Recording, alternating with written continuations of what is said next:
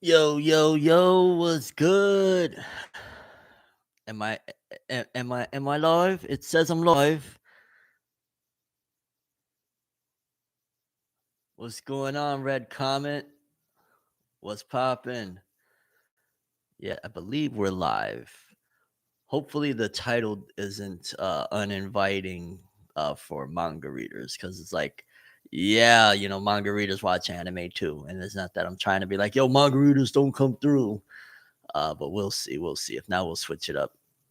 But yeah, we're gonna be talking anime though. I ain't gonna lie. I got three anime in particular. I want to, well, maybe even four. And once we get a few people up in here, we'll look at it. How's the quality looking? Is it looking any better than the last stream? Last stream we was like running in, I don't know, 3p. What are we looking like? Are we Gucci? Are we solid, or is it looking way better? Looking crisp. Hey, there we go. Yeah, it's just anime only in terms of we're gonna be talking mainly anime. That's what I mean by that. So think like anime only, just in terms of that's where we're sticking to. But yeah. Hey, we got my guy Max Powers in here. Was good. Yeah, no, I've been watching a little bit. Actually, we might even have five anime to talk about. There's and I'm gonna let you guys, matter of fact, because I don't want to put a whole bunch of suspense. Let me see. Can I do the poll thing? I know I've seen people do polls on here. Is there a way to do the polls? Uh yeah, how do you do polls up in this piece? Anybody know how to do the polls? You see, I'm still a noob to streaming on here. Pop out chat. I might not be able to. I'm not sure how you could do it on here because I'm doing it on the basic one. But either way, we're going to be talking about the 4 or 5 series that I got on mind. Is we got My Hero Academia season 6. We got Naruto, or the Naruto anime's Sasuke Retsuden adaptation. We got One Piece anime, maybe a dash of some Vinland Saga, and a very brief one on me and Roboco. Yes, people, we gotta talk Roboco. Uh yeah. And yeah, please drop them likes, people. Let's get this thing going. Let's tell YouTube that, hey, y'all rock with your boy. Cause in case you don't know, dog, YouTube be trying to suppress the guy. Okay. Like, they be doing your guy Dr. Seuss, so to speak. So any and all support really, really goes a long way. I know you probably think like, what's my little like gonna do? Trust me, with the way YouTube be treating your guy after being on this platform for like 100 million years, it'd be wild. But yeah, yo, just everybody write in, and I'll look at whoever's writing or whichever group is writing the most. Where y'all want to talk about first? Where y'all want to start with it? Y'all want to start with some Sasuke Retsuden anime because that just wrapped up. We're going into the code arc next week. Do y'all want to start off with My Hero, One Piece, a little Vinland Saga, or a little me and Roboco? Where we want to start this? I'm gonna leave it up to y'all. Okay, I see some Sasuke Retsudens already. A couple Sasuke Retsudens, a couple One Piece. Okay, 3 Sasuke Retsudens, 2 One Piece, 4 Sasuke Retsudens, Vinland Saga, Black Clover. Unfortunately, is not much. Okay, so it looks like maybe Sasuke. Are we seeing Sasuke? Oh, I've seen some My Hero in there now. Okay, okay. Uh, One Piece, Sasuke Retsuden, One Piece, My Hero. There's not. I think it's safe to say My Hero probably be third because I'm seeing mainly Sasuke Retsuden and One Piece. Shoot. Yeah, I wish I knew how to do. I still gotta learn. Let me see. Hold on. Wait. Start a poll. Hey, well, hey, I figured it out. Baby steps. One brick at a time, fam. Okay, I got the poll thing. I'm gonna poll it, and then you guys vote. Let's see. We got which. Hold up. Which one first? Uh, Sasuke Retsuden, One Piece. Boom. And okay, poll up there. Y'all vote, and then we'll go with whatever y'all vote with because it was looking kind of steep between the two, Sasuke Retsuden and One Piece. I would have put My Hero, but I don't even know if you could put 3 options on there. But also, My Hero didn't look like it was getting as many votes. Let's see. Okay, Sasuke Retsuden sitting at 58 already. Yo, Nicholas O'Goon, if you ain't suck toes while clapping cheeks, you ain't a real man. Yo, it's one of them nights, huh? I feel it. Okay, Sasuke Retsuden is at 53, so it's battling it out. I'll let it rock a couple minutes. In case you're just joining in, we're doing anime tonight. We're talking anime. There's a few on the roster right now. It looks like everybody is either going One Piece or Boruto Sasuke Retsuden. In a few minutes, we'll decide depending on what you guys vote for. Okay, Alex Thompson, appreciate the donation. Thank you. Been watching you since before the Naruto manga finished. Keep up the good work, bro. You're great. Mad love. Thank you so much. Honestly, it's always a dope thing to see people come back around after me doing this for so long. I'm on year 13. I started in I think I opened the channel February of 2010, and I started posting content April 2010. So I'm on year 13 of doing this, dog. Anybody can say whatever they want. How many people can really say they've been on this platform in a niche? Because at the end of the day, anime and manga, especially when it started off, it was very niche. And I'm still rocking out here, still doing my thing. I've created multiple different IP under my name. We got the Forever News stuff. We got ForneverWorld. I'm launching a whole bunch of other stuff. The audio side of things as well. In case you don't know, Forever News is still, because there's some people that don't know that Forever News is still a massive thing that we're doing. They got it's a whole other channel, whatever, for the full episodes. But I'm going to be reconstructing some stuff as well as I go. You got to play by, what YouTube allows you to do. But yeah, Forever News is still rocking out, and we might be posting some of the smaller form stuff over here, and then just post the full episodes over there. Again, I'm trying to figure it out as YouTube's algorithm updates. I update on what I'm doing. But yeah, 13 years in this. It's wild, man. I've seen the best of them come and go, and here I am still rocking out. You know what I'm saying? I'm very blessed and very appreciative to be in this position to still be doing it. You know what I'm saying? A lot of people, I've seen the greats, the people with the millions and millions, like you see the I don't want to say greats, but we've seen people like Leafy come 5 million subs in like a year and then poof, gone. I've seen, majority of my contemporaries from when I started this are gone. You know what I'm saying? I don't think there's a single one of when I started this. Well, there might be one of when I started that is still going. But for the most part, majority of everybody, I'm not trying to say this on no cockiness or no ego, but I outlasted majority of these people. You know what I'm saying? I'm still rocking out here all these years later. And y'all clicking this right now are the reason why I'm still doing this 13 years. So I'm not on no braggadocious stuff. I'm not speaking from ego. I'm solely speaking that I'm appreciative that people still rock with me 13 years later. You know what I'm saying? Big things. Oh my gosh, Sasuke Retsuden is 50. So they're 50-50. They're literally neck and neck. Again, first of all, if you're just joining in, please like the stream so we could get this thing popping a little bit more, get some more traction up in here. And also right now, we're voting on which one to start off talking about first. One Piece anime or the Boruto Sasuke Retsuden anime. And then we'll talk about My Hero and Vinland Saga and Samir Roboco. So yeah, but right now, okay, One Piece took the lead. One Piece took the lead. Holy. Thank you, Weston Barrett. Lucky Beetle, appreciate the donation. Thank you very much. Just your presence is very much so appreciative. Put my friend on the Black Clover anime now. He's gonna read the manga. Fact, man. Oh, well, we got the Black Clover movies coming soon. I was about to say I missed the Black Clover anime, but we're not that far off. We're about a month and some change, probably closer to 2 months, but we're almost there to Black Clover movie. One Piece one, let's start. One Piece. When do these polls stop? Again, I'm a little bit of a noob to some of this stuff. Okay, you end it yourself. All right. Let's see. We at 8:48. I will let it rock out another. We'll do another three or four more minutes. Yeah, at 8:51. I don't know what time it is over there, but when the clock gets to the 5-1, I'll end the poll. But right now, we got Sasuke Retsuden and One Piece going neck and neck with One Piece actually taking the lead. It's crazy. Thank you to Joshua Ramos for the donation. Appreciate you. Yu Yu Hakusho. That's how it be, though. Nothing but greater. Hey, Yu Yu Hakusho, forever, for never, baby. One of the goats of all time, dog. Big shout outs to Hakusho. Big mood. Thank you again, Lucky Beetle, for the donation. What happened with MPT, Daniel Santos, Chris, and Lucci? Honestly, it kind of got a little bit like, how can I say this? Everyone got their own lives, right? You know, it's really hard to put together a show where it's multiple people across the globe. So it just kind of got a little bit hectic and whatnot. I don't look at that project as that project is done. I feel like at some given point, if everything aligns, we could probably get back to it.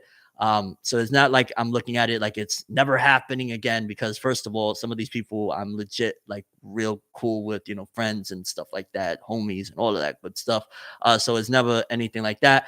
But yeah, it's not that it's done. It's kind of one of those things. Well, maybe we could see something down the road, or it might not be podcast form, it might be something else. The way we rock, like shout outs to my guy Rob Lucci, you know, always doing his thing, doing his music, and the rest of the gang. You know, we still all solid, so it ain't nothing, no beef, no problems, nothing like that. It's gonna go down. These are my peoples. You know what I'm saying? So yeah.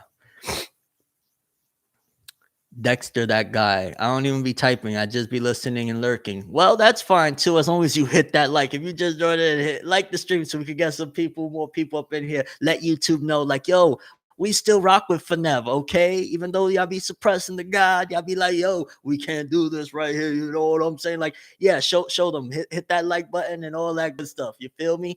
Where we at? Okay, we got about a minute left. Uh, we got about a minute left. Minute left.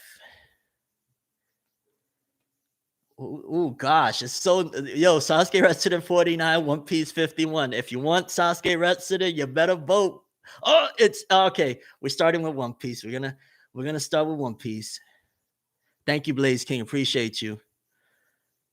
Okay, so M poll, boom.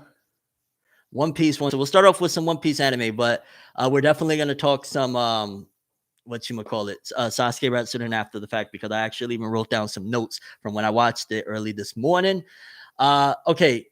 Oh, well, let me get this donation real quick. Shout outs to Vosto Flow 13. Thank you for the donation. Man, Fenev, much love. Rock with you and anime always, brother. Keep it. We got you, brother. Thank you. I appreciate you so much. Yeah, it's a grind out here. I ain't gonna lie, but I'm trying to get to it. 13 years later, baby. And Lucky Beetle, thank you again for the donation. Can't believe after 3 years since your wife passed away, you're still rocking like Luffy after you overcame Ace and stuff and raised your daughter by alone. Yeah, I gotta take a more of a thing. I'm thinking like, hey, what am I about to read? Yeah. Still rocking out, still doing the thing. Because at the end of the day, when I think about why am I still going? The first thing that comes to my mind is my daughter's face, and then everything else becomes more clear. Everything else. So yeah, Lucky Beetle brought me into my feels a little bit, but it's cool. It's cool. I've gotten a lot stronger and being able to talk more about that whole situation. Yeah.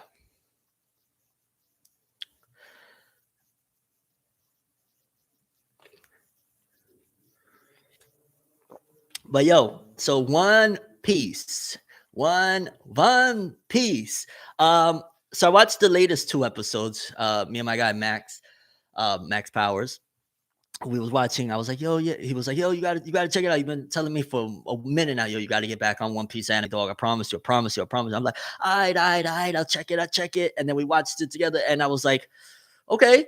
The previous two latest episode, I think it was 1049 was last week's episode, and 1050 was this week's episode. And just Wano in general, I think we could probably admit that regardless story, whatever you want to call it, the Wano arc of One Piece anime adaptation is the best anime adaptation, or the best adapted arc for the One Piece anime since the time skip. I think there's bar none. Like, they have legitimately put every possible effort into making sure that Wano's anime looks beautiful, from the art, and I'm talking about even early Wano, going into when we get introduced to Odin's backstory and stuff like that, which shout outs to Odin, one of my favorite characters in all of One Piece, dog. He did his thing, bro. I love Odin. I love Odin. But I think there's no debate there, right? Like, am I off on that? Am I bugging and saying that the Wano arc, in terms of just as an adaptation, art, animation, aesthetics, and some of the the story, honestly, it feels like it's the best thing post time skip. Obviously, pre time skip, a lot of people have a lot of nostalgia and favoritism. I do too with a lot of those arcs, but I would even toss it that it's probably better than a lot of the arcs from even a pre-time skip. I'm gonna just keep it real. The adaptation itself, as an anime and whatnot. Am I wrong on there? Let me see what you guys are saying on that. Wano, hands down. Boom. Okay. Facts, Nev. Let's go. want hands down or hands up. Hands up, shorty when you party. No, let me stop. Let me stop. I'm bugging. I'm playing. Uh, not voting best arc. I agree. Or Egghead. Oh yeah, was good. Was good. We got my guy Jazz Feezy in the house. Was good. Jazz was popping, dog. Wano 2 fire. Yes. Wano between the anime and the manga. I ain't gonna lie. The manga, I know a lot of people have a lot of hate for it towards the end, but mind you, this is an anime only stream, so we're not gonna dive deep into that. But the anime has just been one hell of a treat. Anytime I ever click on the One Piece anime is a treat. Now, is it perfect? Is it like, like that Demon Slayer level of just almost every, aspect of it is like a 10 out of 10? No, at the end of the day, the time constraints, the fact that they're able to even get some of this stuff done. Like we're what about like a year removed between the anime and manga on an ongoing thing that is every week they drop an episode and they drop very minimal filler. You don't get that without paying some type of price. You know what I'm saying? There's some type of price. Then there's still some of the problems that has plagued One Piece for a very long time in terms of stretching out scenes, character reactions, looking at the waves splashing off the rocks. How I just hit my hand on something. There's still like a lot of those problems with the One Piece anime, no question. But in terms of just everything else, I feel like it just nails it. If I feel like you could put on the One Piece anime damn near at any point in Wano and just watch and just marathon and feel like you're having one of the best times. Like I truly feel like that. And then you get some of these moments, like I think again it was 10:49 when Luffy shows up with Momonosuke and that art and animation. Granted, they did troll us to a certain degree, a little wince, just a smidge, mate. With like, yo, that this is coming, got the previews, and then that's like the last couple minutes of the episode. So it's like, all right, Yasukuga at the last second, but at least y'all deliver some, lose something for us. But that episode was just, man. The One Piece anime again is so dope to be able to sit back and watch and enjoy it. Back in the day, I ruined the One Piece anime for myself back in the day, and I'm gonna tell you how. Constantly making it like chained to doing the reviews. That was one of the worst. I wish I'd never had such a like I really made it that if I don't do the One Piece anime review on Saturday right after the episode came out, I failed. And that used to really bother me. And it made me not enjoy the One Piece anime as much. And then you add into when we started getting into some of the dress rolls to the Coliseum filler and stuff like that. That's when it kind of completely was like, I'm already feeling miserable that I feel like I'm forced to every Saturday night. I can't do nothing else. I got to watch that One Piece episode. Like it was bad, bro. I'm talking about like I got plans to go out on a date and I'm like, I gotta talk about One Piece and then we go. Like, and I know that probably sounds like really exciting to some people. Like, yo, he really was a real one, bro. He loves the One Piece or whatever. But at the same time, that's a price you gotta pay. You paying, your social life. You paying with your time. You paying with your mind. Of yo, bro, nothing else can happen until I talk about that One Piece. And I used to do separate videos for the One Piece episode previews.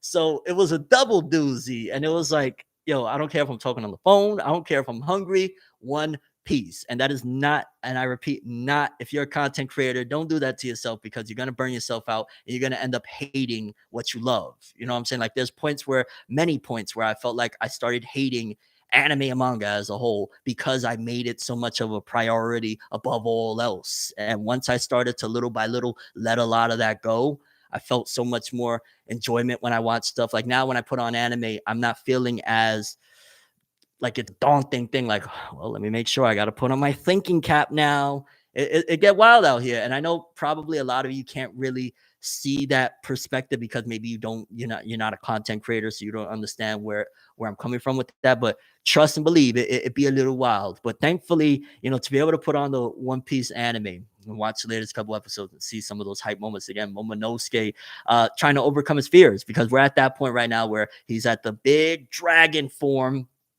but he's still scared. So it's kind of like, being thrusted into positions and being placed in position to do certain things, but you still don't feel like you're ready internally. You may have the look, you know what I'm saying? That's like if I showed up, right? I'm a boxer, you know what I'm saying? I'm getting in the ring, But and I look, I look diesel, I look like I'm in shape, I'm ready to go, but in my mind I am scared to death and crying nonstop. That's essentially where it's at with Momonosuke right now, because he is forced, he has no choice pretty much. Yo, you got to do this, you got to step up, the time is now, the time is now. Hey, no, so you get thrusted in these positions, especially again that he's a kid in the mind. Regardless of what happens for him, he's still technically a child. So he's dealing with all of these wild scenarios, and it's fascinating to see. Like Oda weaves these things together so well. Whereas like you have that plot, that subplot. Then of course you got Luffy's whole thing where he got to throw hands with Kaido regardless. And yeah, I don't know. I just love where we're at right now with it. And I know, and I kind of wonder now that I think about it, how far off we are from Gear Fifth. I ain't gonna lie, can't wait for Gear Fifth. That if which I have no doubt in my mind, Toei is gonna get it right. If Toei botches Gear Fifth, I would be beyond shocked. There's like a 0.1% chance that Toei is gonna botch Gear Fifth. Every time they animate a new gear, they always make sure that they get the top of the line directors and stuff like that. They don't play games. Like look at Gear Fourth. You can say whatever you want about if you don't like it or you like it, but in terms of them adapting it and giving it a great piece of animation, that looked phenomenal. So I'm expecting even more so with Gear Fifth, because Gear Fifth is arguably my favorite of all the transformations. Of all of Luffy's gears, Gear Fifth is my fave. Then probably Gear Second, or no, then maybe Snake Man, and then Gear Second, somewhere around that ballpark. So, and I feel like we're a ways off from it.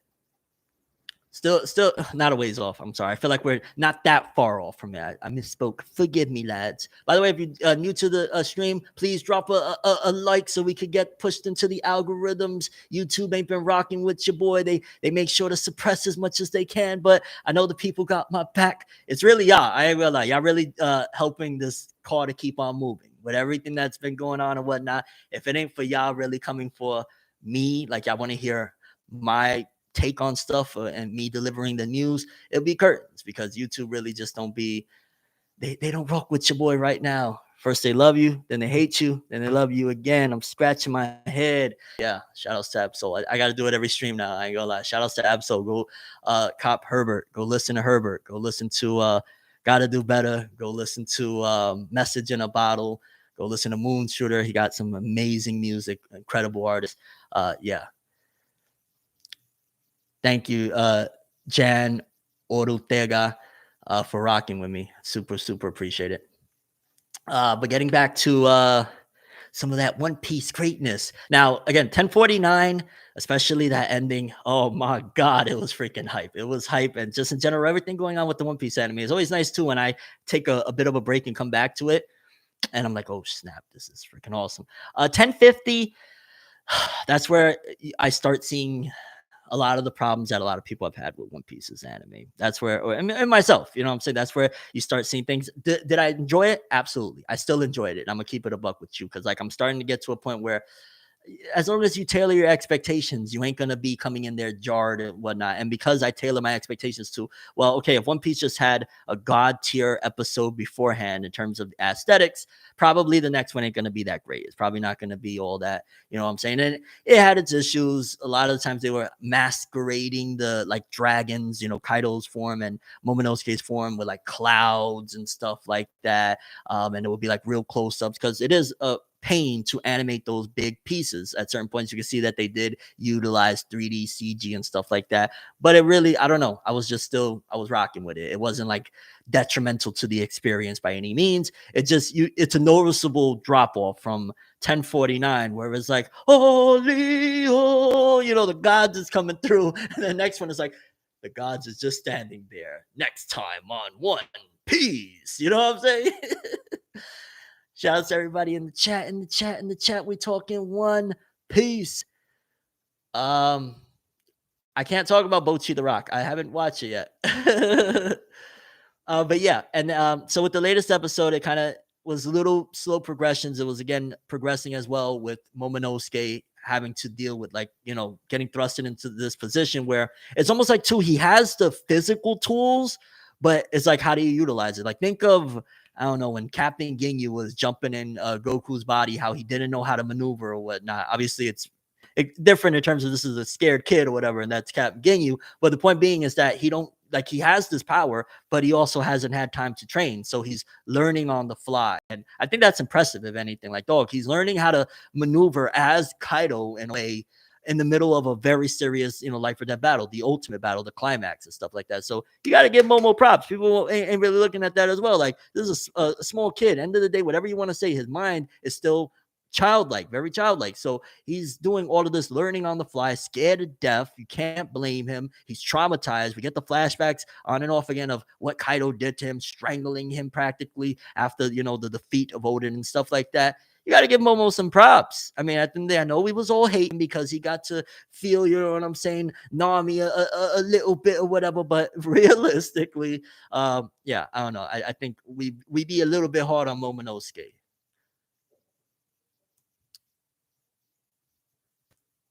Snake Man or Sage Mode, which is more hype?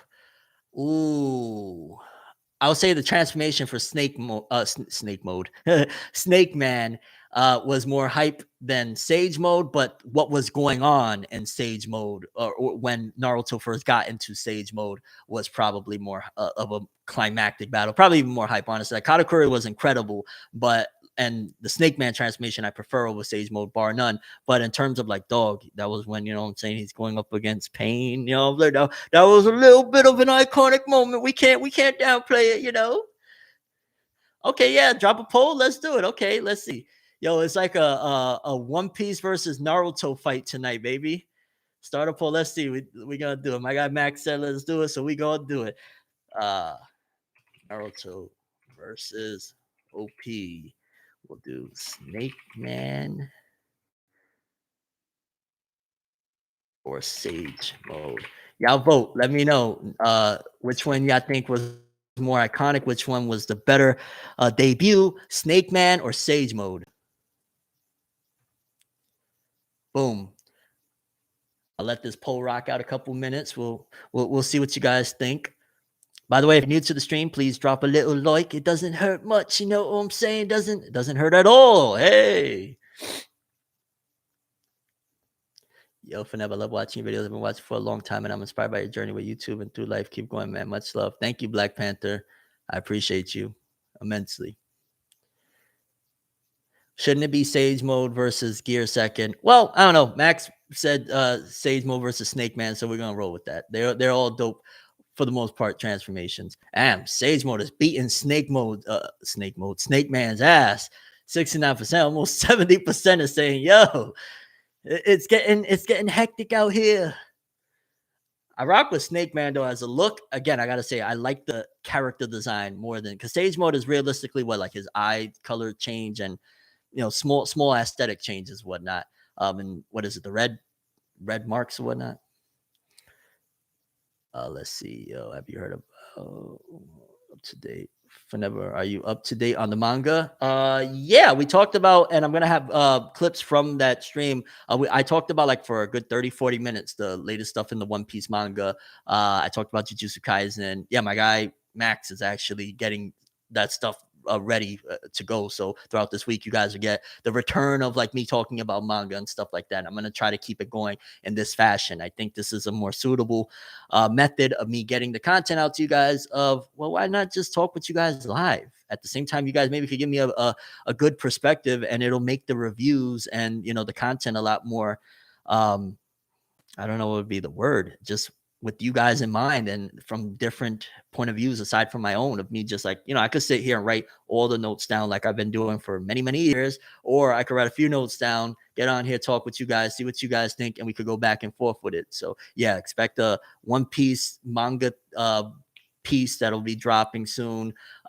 Expect JJK, Black Clover, Chainsaw Man. Yeah, a lot of those will be dropping. We on it, lads. We on it. But yeah, Sage Mode is still beating Snake Man pretty badly. 66, 65. Okay, Snake Man is trying to make a comeback. Okay. Sage Mode way better. Stop the cap. Yo, I ain't shitting on Sage Mode by no means. And again, as far as, like, when that happened, when Sage Mode went down, it was, you know what I'm saying, a very big deal. And I still prefer that moment because it was the Pain arc. That was a climax for Naruto at the time. Snake Man was a very big battle against Katakuri too, and it taught Luffy a lot. And we started to see the intricacies of like, a lot of the capabilities of what Luffy can do, and the properties of is it the Mochi Mochi that Katakuri has? Somebody says Snake Man was ass. Really? I don't know. I can't go with that. I can't dig it. No. Yeah, it looks like Sage Mode is still winning. I mean, I give it a couple more minutes because I see that Snake Man is making a small comeback, but I don't see it happen. And just to I guess put somewhat of a cap on, no cap by the way, but to put a cap on the One Piece anime stuff, man, because I'm going back, right? Because like I said, I jumped in. Obviously, I read the manga. I'm up to date with the manga, so I know more or less what happens. But I jumped in and watched the last couple of episodes, the latest two. But I'm going all the way back to where I was when I was marathoning it, where I sit down and watch every episode. I'm at 1001, so I'm just gonna have a absolute blast catching back up. I'll rewatch these episodes when I get to them. But Wano has been, I think it's hands down the best looking arc, one of the best adaptations we've had post time skip and even pre time skip as well. I think you could put Wano up against a lot of arcs and Wano will come out on top. It's an exciting arc. I know people were disappointed with maybe the outcome. Again, this is anime onlys, baby. I think, if y'all rock with this enough, I ain't gonna lie, I would love to make this a weekly thing as well. Maybe we'll have one stream like Forever Fridays where I'll talk about the manga, and then we'll have anime onlys. I love that. I ain't gonna lie. Nobody better take that. Anime only says my show now. No. Obviously, I know anime only has been a phrase around, but that's where I'm coming in to say, we got this show where I can talk about all the anime that I watched throughout the week again. So if y'all really rock with it, let me know. And I would love to make it a little bit more of a thing where we could talk manga one day, anime the other day, and then there'll be clips for people that maybe you can't make the streams or just in general to get more stuff circulating, get things back on and popping. Like, I ain't gonna lie, we stumble, but we don't fall. We may trip a little bit. We may lose our balance. We may be like, oh, snap, it's getting rocky out here. Things is getting dicey, but we don't fall. We keep moving forward, baby, no matter what. No matter, what I'm saying? Just before I started the stream, maybe 20 minutes ago, I was feeling super down, feeling super like, oh, I was like, you know what? I'm going to do the stream anyway. Maybe and I feel a lot better. That's from keep moving forward. It takes one moment for you to feel so much better. One moment for the endorphins to come flying through your head, and all of a sudden you're ready to go and you're ready to get back up and fight again. You're ready to get back up and keep charging. You know what I'm saying? I'm telling you from personal experience. Like 20 minutes before the stream, I was feeling absolutely horrible about a lot of things. I get on the stream and I feel a lot better. So keep moving forward, baby. We got to keep it going. Kaiza kuoni, ore wa naru. Yeah, I heard about the new JoJo manga coming out. I'm an anime only when it comes to it, and admittedly, I still have not finished Stone Ocean. I know. I'm kind of dreading it to a certain degree, but not at the same time. I think I'm already making peace. Like, okay, because I'm spoiled to what happens at the end of part 6, Stone Ocean. But yeah, it's about time I got to finish that one too. It's just this anime season. I ain't gonna lie, it's fire, dog. There's a lot of stuff that it's going on that's really hype. One Piece, like I said, we just finished talking about a lot of that One Piece. And if by the way, when I finish this last little monologue, if you got anything else you want me to talk about regarding the One Piece anime, please feel free and I'll dive into it. But we got One Piece still kicking major tail. Boruto anime has been making a big comeback with Sasuke Retsuden, and starting next week, we're heading to canon. We will be talking about Sasuke Retsuden next. My Hero Academia, despite the hate, the slander, the straight up foulness that people are doing to My Hero, I'm having a great time with it. We got the GOAT Vinland Saga. Mwah, man, that series, bro. It's like, oh, it could really get you into it. We got the ever so hated and a guilty pleasure of mine, Tokyo Revengers. We got that. I don't know. It's a fire season, man. I'm excited about this season of anime. But anything else y'all want me to talk about before we move forward to talking a little bit of that Sasuke Retsuden?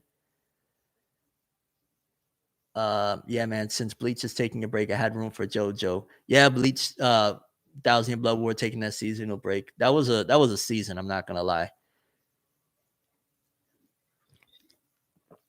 Do you believe Blackbeard got two hearts? Blackbeard is a very, very interesting concept. I'm not even gonna lie. It looks like there's a potential for, which I mean, this is becoming kind of almost a Norman jump right now, so I wouldn't be surprised. But Oda's been ahead of the curve for many of years. If Blackbeard somehow, some way has dual consciousness, like there's potentially, because you know the whole thing of him missing the tooth, and a lot of people are like, "Oh no, that was just an error on Oda's part," or whatever. There's a lot of things that make you think like, okay, too, if there's multiple consciousness inside of Blackbeard, could that be the key to how he's able to wield the multiple devil fruits and stuff like that? If there's basically like two beings inside of him, also that whole conflict of, it looks like there was some really, I don't want to say righteous or noble, but there was some type of good person there when we see him and he's sitting down and he tells us, you know, the whole spiel about dreams and whatnot. And then he does what he did to Ace. So if there's a dual consciousness and one of them is like a dope dude and one of them is like a not so good person, that could also explain a lot about Blackbeard. But time will tell. Time will tell. If you make a video about it, remember I said it first, and don't forget to mention me. All right, Paco, gotcha. All right, so let's you still confused as hell about Blackbeard? Me too. I mean, I'm you know, throwing out theories. I don't know per se about this whole dual consciousness, but just look at the all for one stuff with Shigaraki. This could be that, yo, maybe they caught on a long time ago, like we know what Oda's doing with Blackbeard. We're gonna hop on that first. Got Jujutsu Kaisen doing stuff like that. Hey, Bobby, with the spamming. Come on, Bobby. We don't do that here. By the way, let me end the poll. Sage Mode officially takes it over Snake Man. Sage of Six Paps or Gear Fifth. Sage of Six Paps or Gear Fifth. Jeez, that is one hell of a of a leap. I don't even know how to respond to that. You kind of caught me off guard, like, huh? Nani? Yeah, I don't know, but yeah, man, One Piece is just great. There's so many to have, and we're 20 plus years into it, and that's because Oda constantly sets the groundwork for him to build up on stuff moving forward. Bro, Gear Fifth gets bodied. Yeah, that is one hell of a conversation. Sage Mode greatness. um Okay, boom. So let's move over to let's talk some Sasuke Retsuden anime. It actually wrapped itself up today, the final episode of the adaptation. By the way, drop a like so you can let YouTube know if you just came through. Let them know that yo, we rock with ForneverWorld and we want this stream to keep on growing and stuff like that. I'd super appreciate it, honestly. But so Sasuke Retsuden's adaptation in the Boruto anime. I'm not gonna lie. First of all, it was a really nice love story for people that crap all over Sasuke and Sakura's relationship because, admittedly, it felt so toxic for the longest time. Of this dude that is basically, you know, telling her she's annoying, tried to end her on multiple occasions and whatnot. Through Naruto and Naruto Shippuden, absolutely, they had a, is the word tumultuous? I believe that's the word, relationship. They had a toxic relationship. It was kind of like, holy cow, you know what I'm saying? This girl that she doesn't understand that he's going through some stuff. And granted, I think Sasuke as a character, if you really analyze him, not that he was justified with all the stuff he did, but you could kind of see, bro, this was a kid that was traumatized beyond belief from even his own older brother. Like, you know, a lot of really messed up things happened to him early on. So you get to where they first meet Sakura and Sasuke, and you're going to get somebody that is brooding and constantly like, yo, leave me alone. You know what I'm saying? That's why he was the way he was, and he made those moves. Dog, he was traumatized, and he was what, 12 years old? Naruto and Sasuke and Sakura, they're like 12 years old at the beginning of Naruto, right? So he's gonna be standoffish. He's gonna be all sorts of stuff. This kid just a few years beforehand had his whole family and his whole clan slaughtered and stuff like that. What, you know what I'm saying? You're gonna get, that's gonna be the product of that. You're not gonna have a happy-go-lucky kid. So you know, you add that into, okay, so he's placed in the situation, and there's Sakura, this girl that really likes him and is after him, and he's basically like, I can't even process that type of relationship or the thought of having that type of relationship because I am so broken. That is somebody that is absolutely broken as a child, and that's how he's going to respond. Is it right? Hell no. The way he did things was absolutely horrible. Like, I just recently, not that long ago, with my nephew, because my nephew's watching through Naruto Shippuden, we just watched where Sasuke tried to attack Sakura and all of that stuff that went down and whatnot. That is a broken person. You want to make a real world comparison. It's somebody that has lost people, that shut themselves down and come across as angry, aggressive, and stuff like that, because they're hurt. They're hurting. And that's what Sasuke was from the very beginning. Again, I can't say, he's justified, but you also got to keep in mind, these are little kids that are thrusted into these positions of being ninja and, these life or death scenarios and stuff like that. It's wild. And we're going to carry on from that in a second. Shout outs to Lucky Beetle. Thank you again for the donation. Appreciate you. Why did you stop ForneverWorld podcast at 21 episodes? Did you do it only during the pandemic, or did you annoy people? I have no idea who's.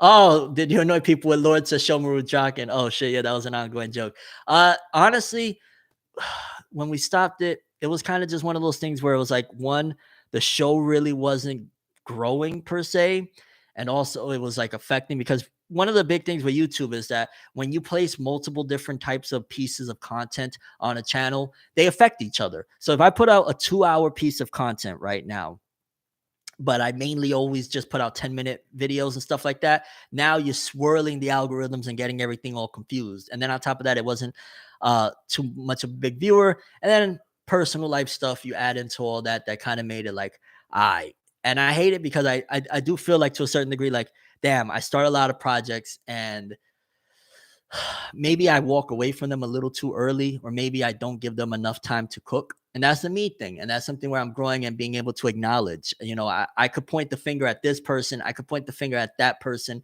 but it's really me. At the end of the day, it's really me, of things that I need to improve in myself, so that when I get into these scenarios, I don't, I'm saying, completely back out of things, because I have tried multiple times to do collab groups. I'm still right now trying to get one a little off the ground, so to speak, the Forever space with my guy Max Powers and martial arts.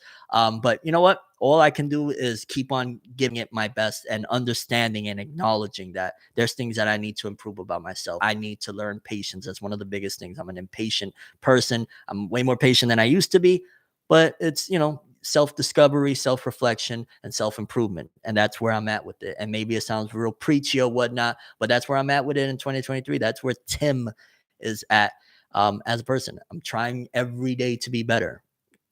That's a big part of life. And maybe you're not here right now. Maybe you're looking at it like, what is he talking about? Trust me, maybe one day you'll get here and you'll understand a little more. There's stuff that when people, whether they be older than me or younger than me, that have been through some shit I never been through, when I go through, I'm like, now I know what they meant.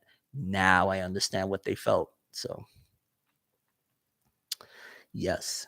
Did you ever finish Yashahime Princess Half Demon? No. That's kind of like in the drop pile, pretty much, damn near. Yeah, I'm just not really interested in it anymore. I heard a lot of things, but I was like, I think I'm Gucci on Yashahime. They starting to do some really strange and questionable things with it.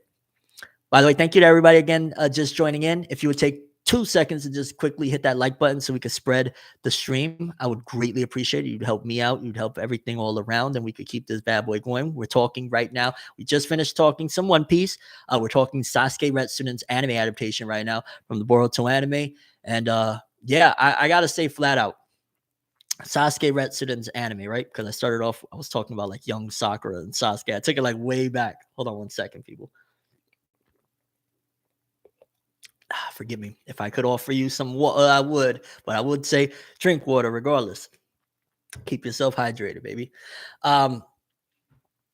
So the anime adaptation, at first I ain't gonna lie, because I was reading the manga, right? I started off, if you've been following, I was reviewing the Sasuke Retsuden manga, and it was fire. But I'm gonna tell you one thing too. I stopped reading the Sasuke Retsuden manga once the Sasuke Retsuden anime came out, because I wanted to try and increase the experience of the Sasuke Retsuden anime without having the comparisons, right? Because that's the problem too, when you're an anime and manga fan and you watch, or you experience both versions of the materials of the anime and manga, you can't help but to make comparisons. And when one doesn't live up to the other one, oftentimes it can come across disappointing. It'll make you feel disappointed. So we start off Sasuke Retsuden, and y'all know I was chanting and raving, yes. And I was, posting up like, look, it's outdoing Boruto, it's outdoing Black Clover, it's outdoing My Hero Academia. Let's go, Sasuke Retsuden. Kimura Shingo's art is incredible. This is what we needed, what we wanted, what we deserved. All right. Um, with the Sasuke Retsuden manga. So then when we get to the anime, and at the end of the day what it is with Piro, Studio Piro, they're not even a real studio. That's the crazy part about it. Studio Piro, yes, they have their in-house studio, but majority of their projects they hand over, because I believe they're like more of a like publishing company. I can't remember all the terms and whatnot, but they're not like a straight up traditional studio. They really like freelance a ton of their projects. Majority of their projects get freelance. Again, they have their in-house studio, but they primarily focus in on, okay, we got this IP, send this studio, that studio, that studio to do those episodes, or they'll get people from online or whatever. So Studio Piro, you got to know what to expect when you're walking into an adaptation from Piro. So then, I see the first episode, and I gotta lie, I'm like, oh, the animation is stiff. This deserves to be 20 out of 10, not this. So I was like, all right, I'm gonna not drop, because I am gonna finish reading it, but I'm gonna stop reading the Sasuke Retsuden manga because I can't stop comparing them. Like, oh, so they cut this material out. Damn it, man. I really like those parts. Oh, the animation isn't fluid, and what I'm saying, in comparison to all the visuals in the manga's visuals is like a 10, and this is, it looks like Kishimoto's art. And after a certain point, it's like, man, I'm ruining the possibility of even enjoying this, because I'm reading the manga and I'm keeping the manga at an expectation that is so high that realistically Studio Piro ain't gonna meet, when this looked like it was somewhat of even a rush job. It looked like they caught wind of people are going crazy for Sasuke Retsuden, and they just decided to capitalize and create these episodes within a very short time span. There was some incredible moments, and I will hands down 100% defend that there are some great art pieces like that. There's no denying the bit where Sasuke gives Sakura the ring and the blue lighting and all that stuff. That was fantastic.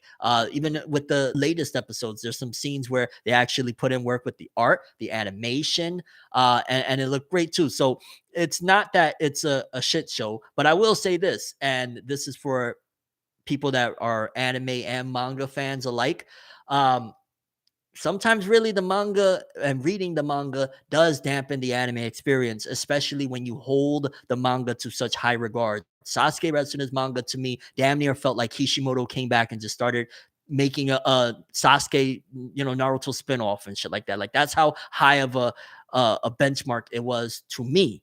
So there's no way that Studio Piro with this rush job was going to do anything. But I did want to enjoy, because I love I was gonna say a Naruto anime. It's crazy. Sometimes I talk like if Boruto doesn't exist, it's just a extension of. Well, it is an extension of Naruto, but you get what I'm saying.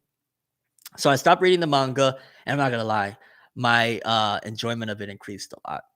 I'm gonna just keep it so real. I went from like, oh, they didn't do this right. Oh, they didn't do that right. Oh, the animation is stiff. Oh my god, to recognizing some of those problems still exist, but being like, oh snap, that was crazy. They're using Edo Tents. Oh shit, Sakura just got stabbed. What the hell? That was freaking off. Like, just so much better. So sometimes I ain't gonna lie, you gotta pick one. I feel like to a certain degree, when it comes to the anime and manga, when you want to maximize an experience, you probably either go with the anime or the manga version, because especially in these situations, it's like Sasuke Retsuden, realistically, the manga is better, but I can't help but I have a fondness for the anime and what it did and what it delivered with this relationship. Again, as I started off talking about this whole thing, them as kids, you know what I'm saying, being broken, especially really Sasuke was broken. I'll throw the argument that it was a case of hurt people, because Sakura was a regular girl, just a shinobi in this, Naruto verse and whatnot. And it was Sasuke that brought the pain because he was hurt. So it was a case of hurt people. Sasuke was hurt by what happened to his clan and his people, and then he hurt Sakura. So then, you fast forward to this. Again, is it the most healthiest relationship? No. But where it's at right now, I would say they've grown both immensely. This finale, especially the last episode. What was it? Hold on. Let me double check. It's a 286. Yeah, 286.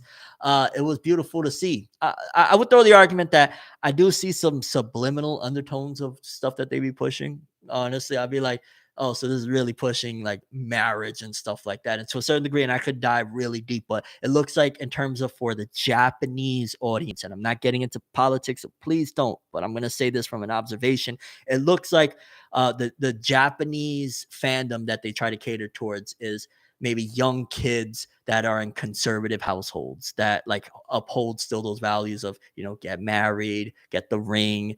And that's something that I'm like, 2023, I don't really like, dog, do you really need rings to align one another? You know what I'm saying? Like, do you really need that? Can you just like, yo, we both understand each other. We both on a deeper level rock with each other.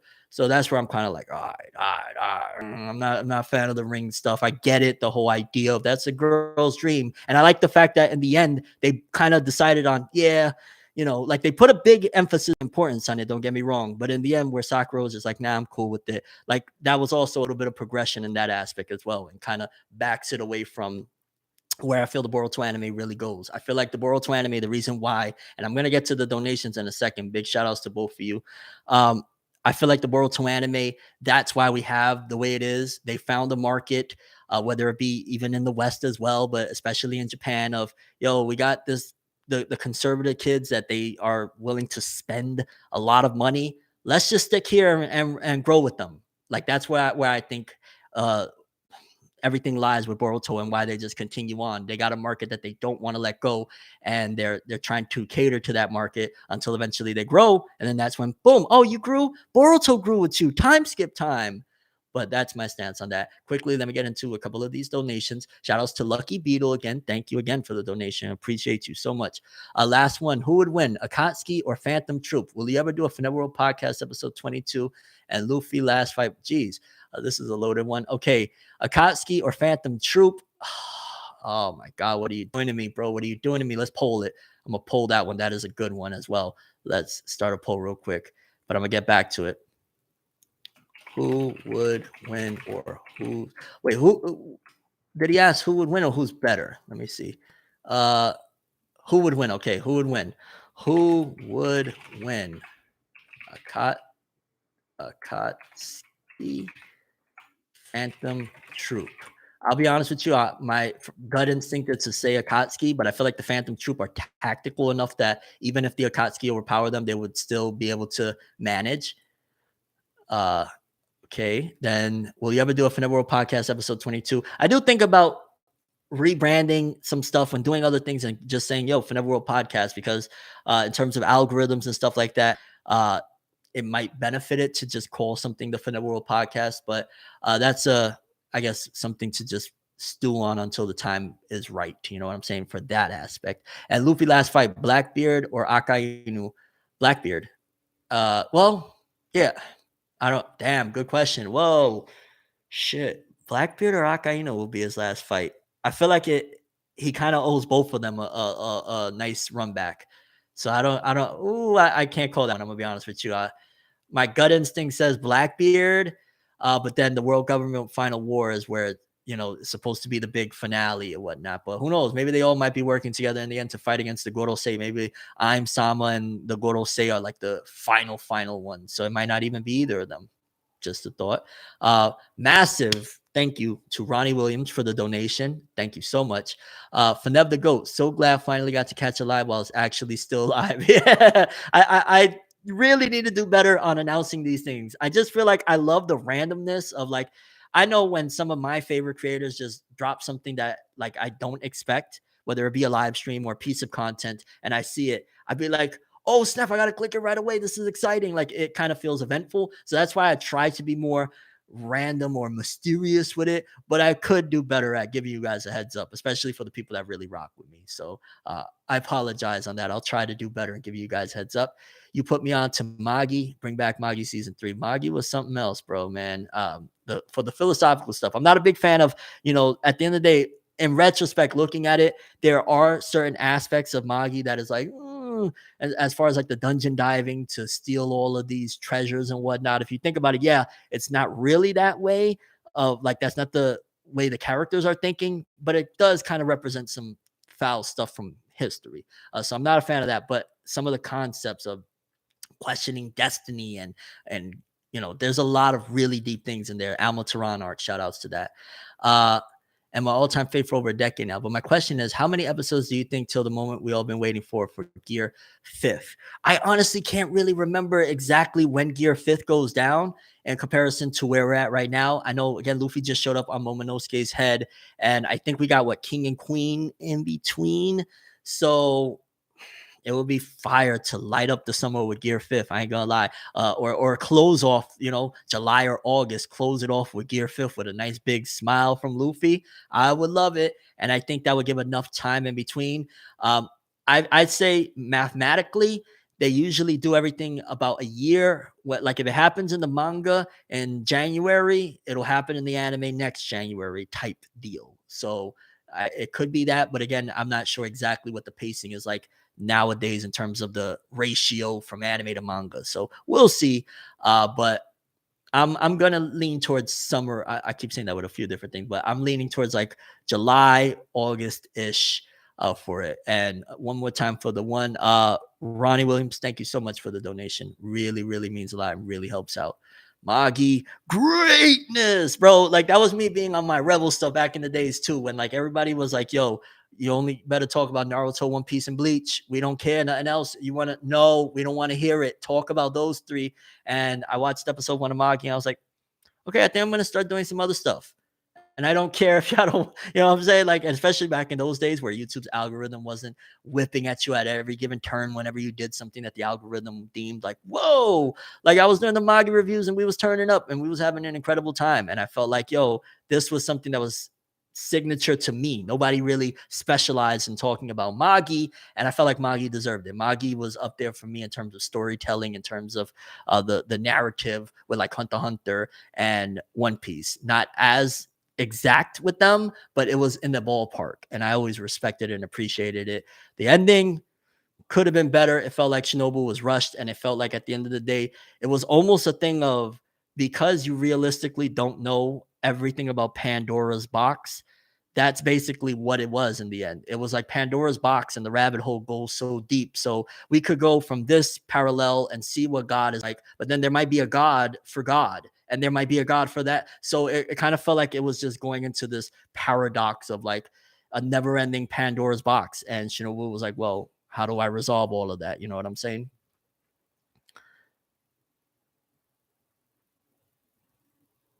Digimon or Pokemon? By the way, let's take a look at the.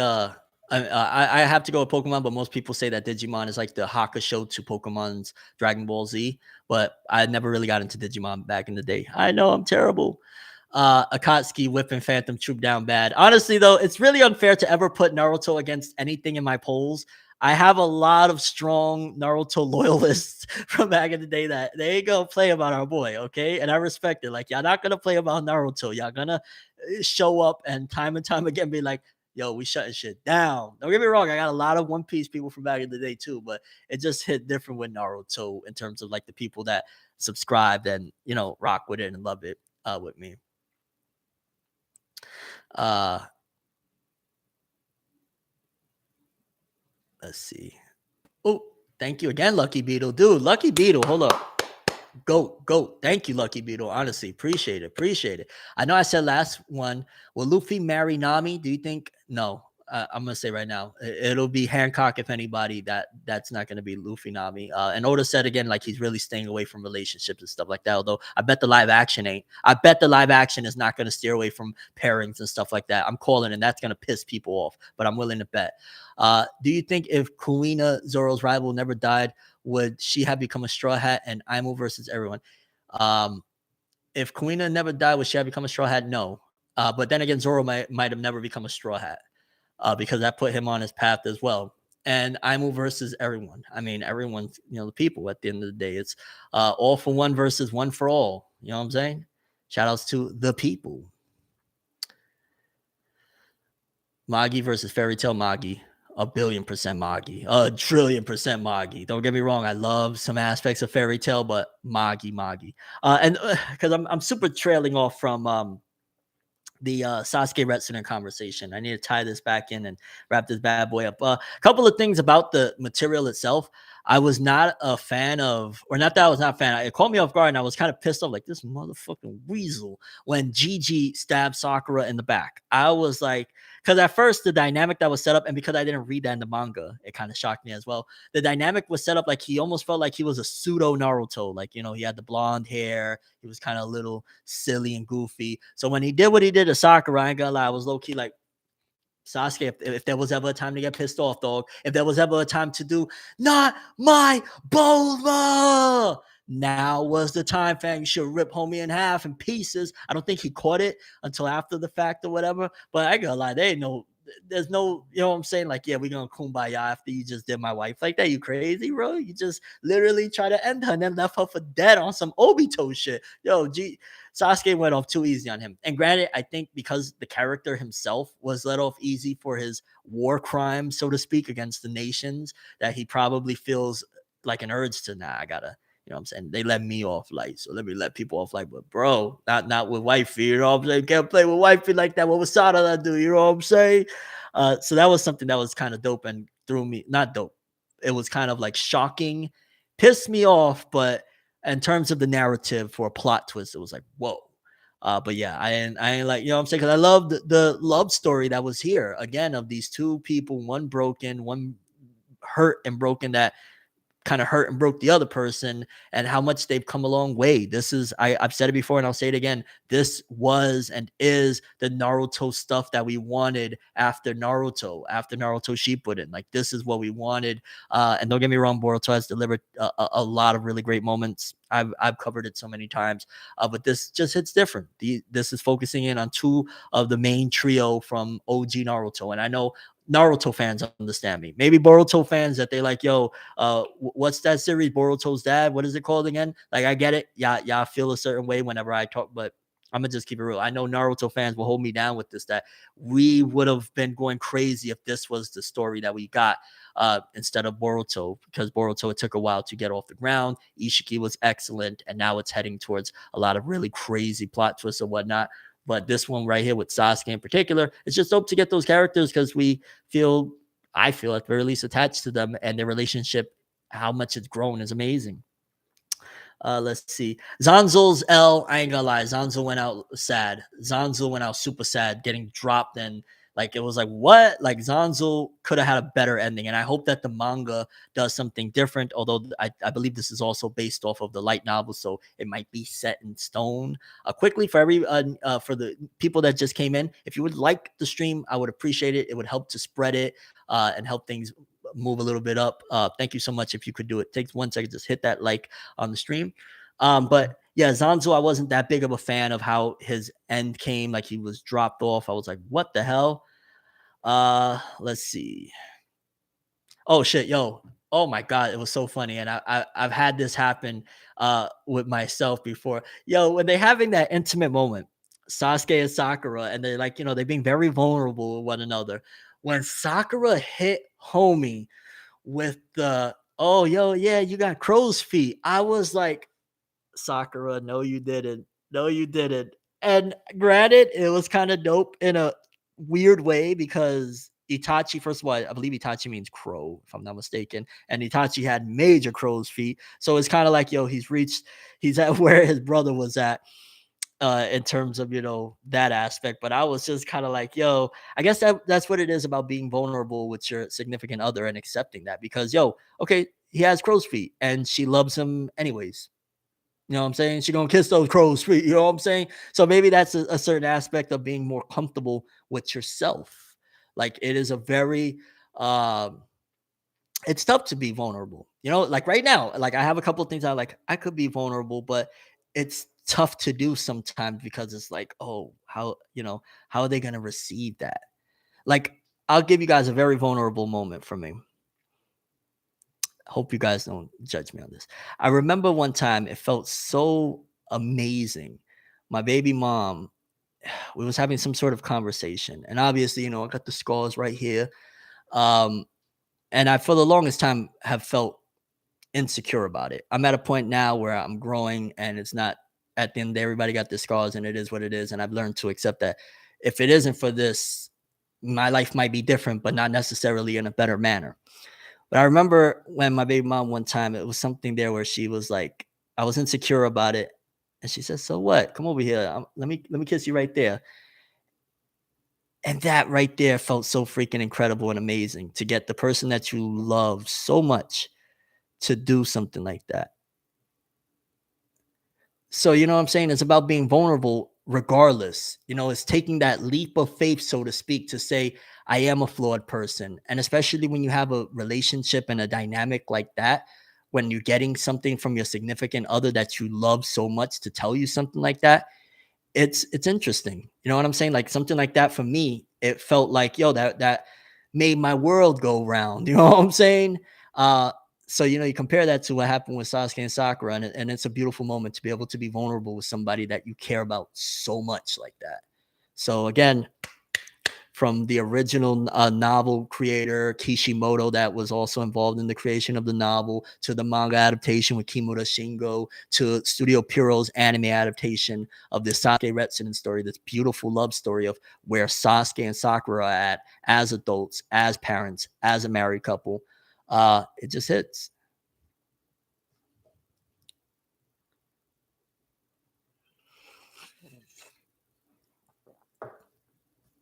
Let's be honest, the bigger flaw is being a weeb.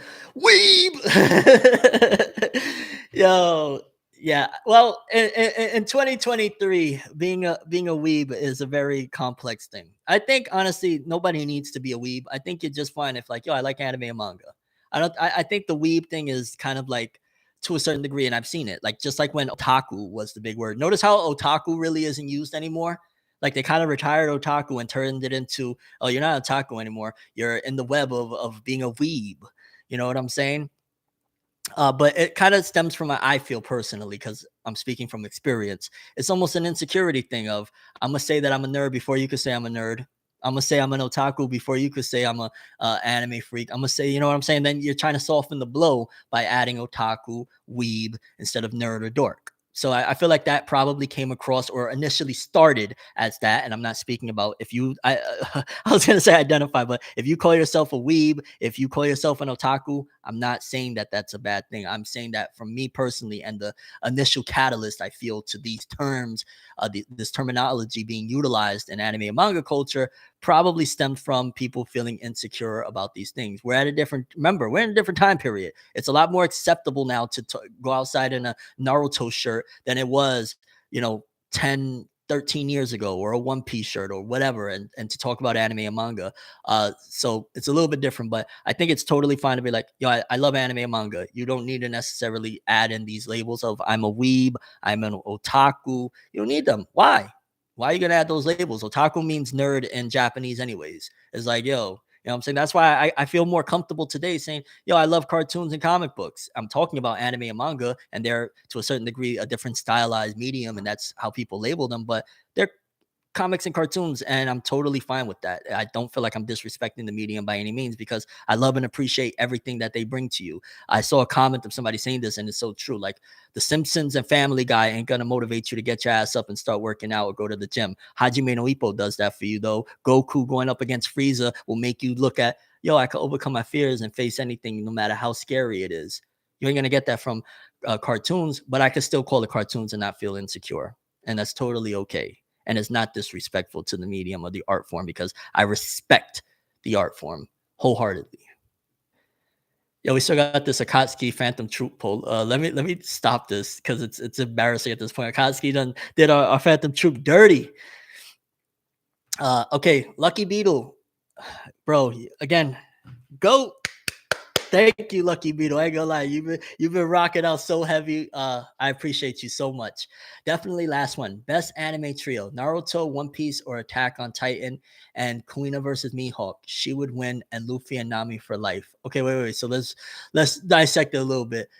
Best anime trio: Naruto, One Piece, or Attack on Titan. Oh, the best of those three: Naruto, One Piece, or Attack on Titan. I would have said a long time ago, I probably would have said Attack on Titan, and I still feel that to a certain degree because I love the idea of overcoming your oppressors. I love the ideas of fighting for freedom, no matter how hard you got to go. I've said it multiple times. I felt like up until maybe like the last chapter or two, Aaron was on some Malcolm X stuff, and I absolutely loved it. But best anime, I don't know. I don't really even like using best because the three of them provide something so good for what they do. Like One Piece story building, plot twists, and the insanity of what it delivers. It's only something that One Piece can deliver. Likewise with Naruto. Likewise with Attack on Titan. So it's hard to really say best. If you're throwing favorites, maybe it might fall to Naruto, but there's some times where I feel like I want to scream One Piece greatness. And then there's been times where I was like, yo, Attack on Titan narratively is one of the most solid, pieces of fiction out there. So let's just say that maybe favorite might fall on Naruto, but on another day it might fall on One Piece. And at the end of the day, three of them provide some excellent stuff. I don't really want to. It's like it's hard. It's too hard, Pauls. And Kuina versus Mihawk, she would win. Kuina versus yeah. How do I tackle this?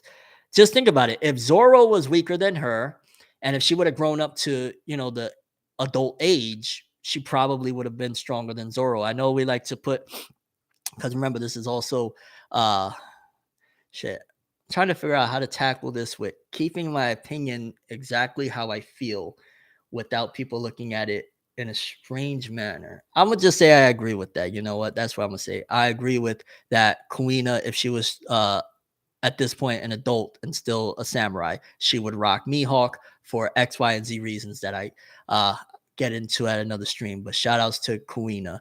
And Luffy and Nami for life. You really think Luffy and Nami is going to be a thing? I don't see it. I think Boa. It'll be Luffy Boa if Luffy decides.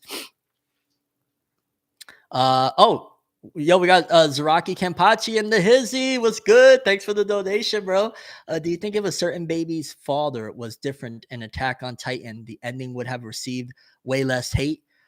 To a certain degree, I think a lot of fans felt betrayed of like, damn, in the final hour, they just did boy, Dr. Susia. Oh my God. So a lot of fans felt betrayed when you was rocking so heavily with his character and like, yo, he's gonna get it. And then it's just kind of like, oh, he didn't get nothing. Like it almost felt like Isayama had to make a point to go against at the end of the day everything that the narrative built up because there were comparisons of people saying like, yo, this is looking a little, Adolf Hitler like, is looking a little Hitler like. And it's like Isayama had to come out and denounce, yo, dog, this ain't nothing like that, bro. Look, he's wrong. He lost in every way possible. So yeah.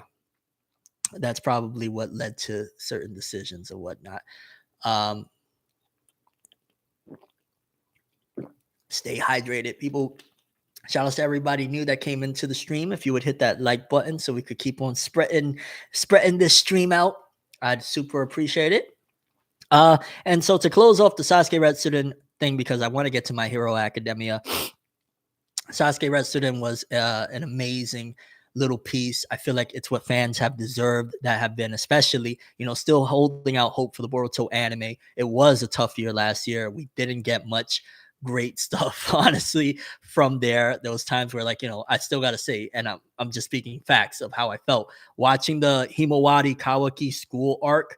I was so bored. I ain't gonna lie. I just felt so bored. Like those are dope stories or whatnot, but not from my age demographic by any means. Like that's dope for little kids. Like I think it's a nice little positive message of like, oh, okay, problem solving for kids or whatnot. But for people that were coming off of let's just say even Ishiki, that was not something that was that intriguing. But Sasuke Retsuden came, it saw, it delivered. Was it perfect? Sometimes the art and animation would get wonky, especially the animation. But as a whole, it was just dope to see. And I don't know if this is the finale of it, but it was nice to put a little ribbon on the top of a relationship that was built up for so long. And really, despite the fact of like knowing that they had a kid, it never really got addressed. Like, okay, so Sakura's always alone. How does she feel about that? Sasuke's always away from his family. How does he feel about that? If you don't know, now you know. Go watch Sasuke Retsuden anime, especially if you even just want to enjoy some, like you're a Naruto fan, you want to enjoy more of this verse or whatever of like these characters, go watch Sasuke Retsuden. The final episode was 286. I believe it was running for 4 episodes, 5 episodes. I think you'll have a great time. It's not perfect, but there's crazy fights, and I've seen a lot of people crapping on the dinosaur stuff. Like, dog, there's flying aliens and stuff like that, but dinosaur Edo Tensei is too out of the realm. Literally, there's Edo Tensei to bring back people that was sealed on top of that with the mad stuff. Like, come on, bro, what we doing here, fam? So, what you call it? Yeah. The dinosaur thing was whatever. I didn't mind it. I thought it was a little bit of a difference, and I think that they've already shown somewhat of dinosaur stuff in Naruto beforehand. Like somebody, Naruto Explained had actually sent me a panel showcasing that, so it was in the story all along to begin with. But yeah, great to put a ribbon on it, a bow on it, so to speak. Sasuke Retsuden was pretty awesome, and yeah, I guess just briefly, Code next week. The art and animation looking a little pretty okay. Getting into the meat of, more of the content from the manga. So if you're a Boruto fan, or you're anime only or whatever, you've been waiting, or you're manga canon only, you've been waiting for the anime to get to some canon stuff. Starting next week, the Code arc begins, and yeah, it's gonna get real to a certain degree. Hype stuff. Thank you, Alicia Lujere, for the donation. Super appreciate you. Thank you so much. Okay, so let's talk a little bit of, because I ran through the what you call it.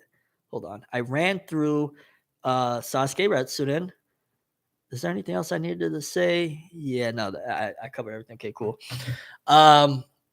My Hero Academia. Let's start off the top of one of the things that I'm seeing, and I'm like, oh, we doing this again, bro. I swear. Like, yo, we really doing this again? People are complaining about My Hero Academia again, and it's for, I don't know if you would call it trivial. I don't know what you would say, bro. But it's like the anime stuff with My Hero Academia, people be playing too much, bro. People be, wait, I think My Hero has reached the point that Naruto had at one given point, where it's so popular that people are finding anything to pick it apart, any and everything to pick it apart, dog. And I'm talking about the anime right now, because I have been one on record with like season 5. I was like, yo, this is unacceptable. How did they do this to My Villain Academia? They ruined it. So by no means am I somebody that is just like, oh, don't talk about me, My Hero, mate. I'm gonna cry. Like that's not. No, I've been critical of it in the past as well. But it gotta stop, bro. It gotta stop. We're still complaining about the blue sky of, the anime, the anime sky, the color palette choice for the sky. I don't give a fuck. Make it gray. Make it whatever color you want it. Well, that's what they wanted it to be, gray, which is kind of wild. But I understand that it doesn't necessarily fit the mood. Like, there's this one shot in particular that fans are really mad about. Is the end of the latest episode where Deku, it's going into the solo hero stuff, and Deku is on top of a building overseeing the city, and the sky is blue, and the color palette isn't as dark as what the opening portrayed it was to look like. And to be fair, the manga also has a very dark vibe to it, of it raining and it being cloudy. But I really feel like people just take any and every opportunity to dunk on My Hero. Manga, it has been wonky for a while, so I won't, you know what I'm saying? And again, this is anime onlys, baby. Anime onlys with ForneverWorld. Shout out to Justin Garcia. Thank you for the donation. I saw someone on TikTok jokingly saying the sky too blue at the end of the latest episode. Yo, and on Twitter, I'm seeing it again. I'm like, Lee, like, yeah, My Hero is at the point where people, when they can find something to take dibs at it, they're going to, because My Hero is an exception of the rule when it comes to, it keeps growing in popularity. You do not get to, like, My Hero is what, 30 something volumes deep or some crazy, right? You do not get to that point and your manga sales with every volume continue to increase. That doesn't happen. You're supposed to be on a decline right now. You're supposed to be failing. The fall off is supposed to have happened. And the fact that it's not, it gets people upset. And that's what's also driving people. And I'm not saying that people are, because there's some people that they legitimately, they wanted the cloudy sky, they wanted the dark color palette, they don't feel that it fits the tone. I understand that aspect, but I feel like a lot of complaints constantly come because My Hero has reached the point where it's just so popular, and it's probably been around long enough that people are starting to feel comfortable with saying, like, it didn't live up to this expectation, it didn't live up to that expectation. And I'm here to say that no, I feel like the anime this season has been great. It's been at the very least, it delivered.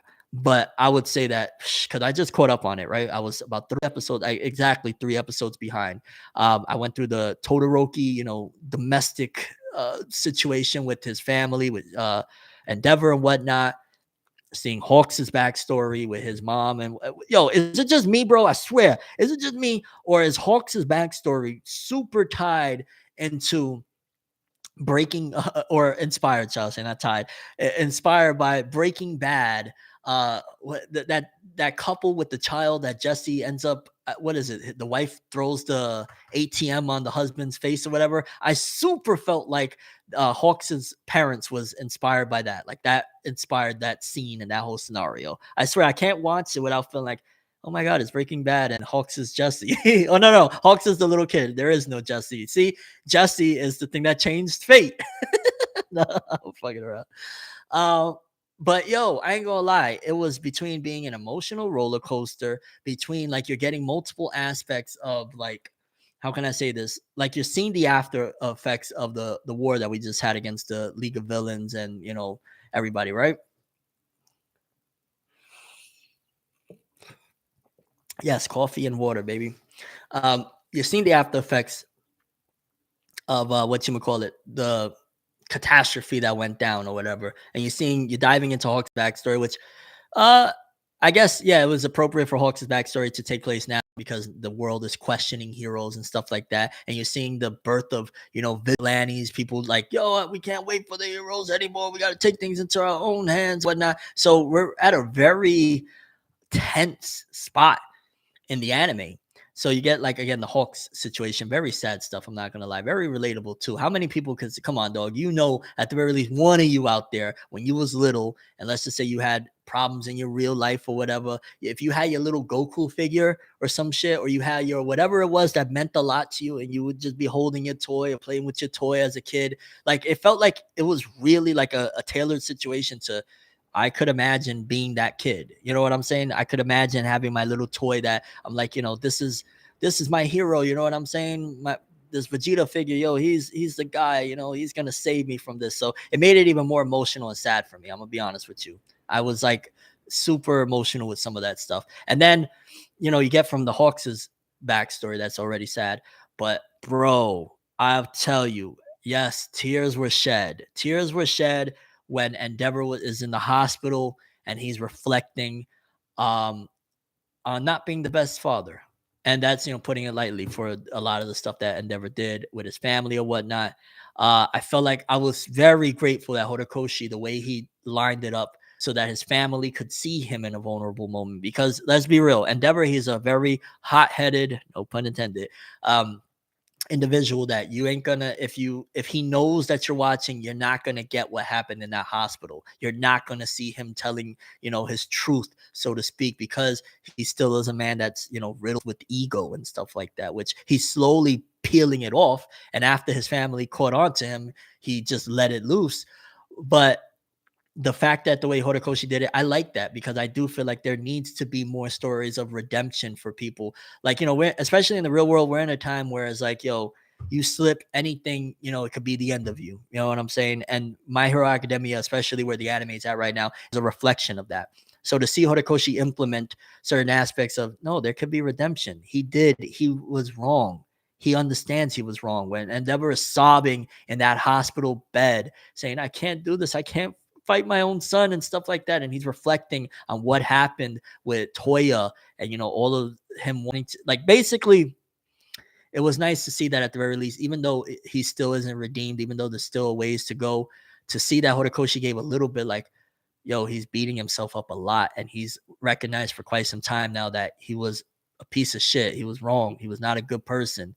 So to give him that moment, I was very, very grateful. Even going back to the manga, but in the anime, it was nice to see his family there. It was nice to see that his wife is there. And maybe they might not ever be a family together again, of living under the same roof and all that stuff, or loving each other or whatever. But just to see that they recognize and, they forgive him to a certain degree. I don't think completely, but I think that was really dope. And I think we need more of that in the world in general of, yo, people make mistakes, people do things, people are messed up. You got to imagine, and Horikoshi really hasn't dove into it all the way or whatnot, but there's something in Endeavor's past that drove him to this madness of feeling like he's not as good. He's not, you know what I'm saying? Everybody's better, so to speak. He has to be number one. So there's definitely reasons behind what drove him to be this madman that, traumatized his family or whatnot.